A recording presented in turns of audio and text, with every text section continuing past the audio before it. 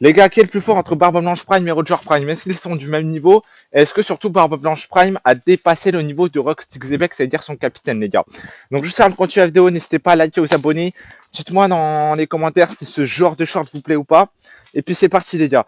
Alors les gars, à quel moment vous voyez que Roger, certes, il a sa maladie, mais à quel moment vous voyez qu'il n'est pas sérieux dans ses combats? Je suis désolé, mais Roger, c'est le personnage le plus fort de son époque. Voilà, je dis bien de son époque. Enfin, de son époque, avec évidemment Barbe Blanche Prime, c'est les deux personnages les plus puissants de leur époque.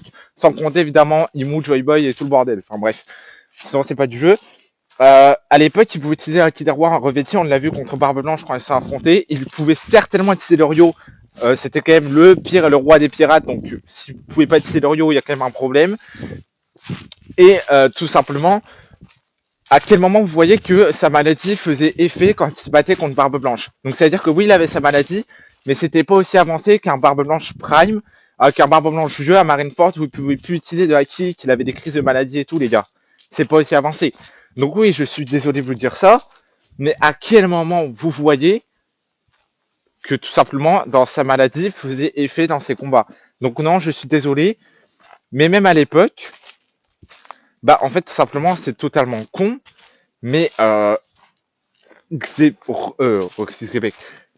Roger, il était bien l'égal de. Ils étaient tout simplement tous les deux de même force en fait. Parce que sa maladie ne faisait pas effet dans ses combats. C'est-à-dire que oui, des fois tu le voyais cracher du sang et tout, Roger, mais jamais tu l'as vu cracher du sang pendant ses combats. Donc c'est-à-dire que oui, phase terminale ou pas phase terminale, Barbe Blanche Prime est bien égal à Roxy Québec, à Roger Prime, et il a bel et bien dépassé le niveau du Roxy Québec Prime. Pourquoi? Parce que pour Ravel, après God Valley, il était plus dans la course du One Piece.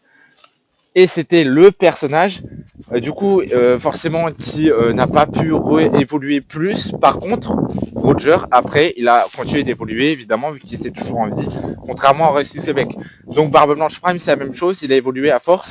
Et on peut voir que même avant, il avait quand même une haute estime, parce que à chaque fois, quand il venait voir Rusty Québec, la première chose qu'il a voulu faire, c'est boire un coup avec tout simplement Barbe Blanche.